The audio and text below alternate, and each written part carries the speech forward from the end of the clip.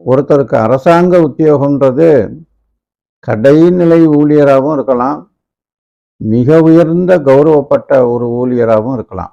அந்த ராஜ யோகத்தை பொறுத்து, இந்த சூரியனுடைய பலத்தை பொறுத்து, அந்த அமைப்பை பொறுத்து, அந்த நட்சத்திர இன்ஃப்ளூயன்ஸை பொறுத்து, அதாவது நட்சத்திரத்தினுடைய சாரத்தை பொறுத்து, அந்த வர்க்கோத்தம பலத்தை பொறுத்து, அது ஆட்சியாக இருக்கின்ற பலமாக இருந்தால் அது உச்ச பலமாக எடுத்துக்கொள்ளப்படும். அந்த மாதிரி இருந்துச்சுன்னா 10ஆம் அதிபதியாக சூரியன் அமைப்பில் கிடைத்தால் ராசியிலும் நவாம்சத்திலும் அதை பொறுத்து தான் அவருக்கு பதவி கிடைக்கும்.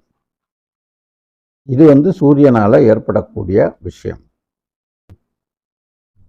நவாம்சத்துல இந்த லக்னமும் அதே விருச்சிகமா வந்து அப்படின்னா எப்படி வரணும்? அனுஷம் 4ஆம் பாதமா லக்னம் வரும்,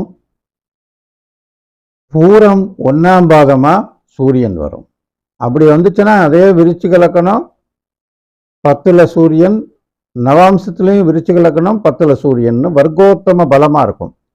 இப்படி வர்க்கோத்தம பலமா இருந்துச்சுன்னா அவர் நல்ல உயர்ந்த பதவியில் இருப்பார். அந்த ஜாதகர் உயர்ந்த பதவியில் இருப்பார். அரசு துறையில் கை நிறைய சம்பாதிக்கக்கூடிய ஒரு அமைப்பு இருக்கும். அப்படி இல்லாம அதே சூரியன் வேறளவுல அந்த 10ஆம் இடத்துல வேற ஒரு நட்சத்திர இன்ஃப்ளூயன்ஸ்ல இருந்துச்சுன்னா, ஒருவேளை நவாம்சத்துல விருச்சிக லக்னமா கிடைக்காம ஒருவேளை அது தனுசு லக்னமா மாறி நவாம்சத்துல, ஆனாலும் 10ஆம் இடம்ன்ற கணக்குல அங்க புதன் வீட்டில் போய் அந்த 10 இருந்துச்சுன்னா, அப்போ ஆட்டோமேட்டிக்கா அவருக்கு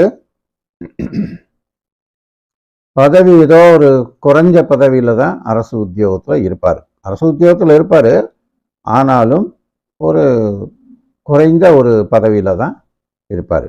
சும்மா என்னத்தையோ பேருக்கு ஒரு வேலையில் இருப்பார். அதிகாரம் மிக்க பதவியா இருக்காது, அதிகாரம் மிக்க பவர்ல இருக்க மாட்டார்.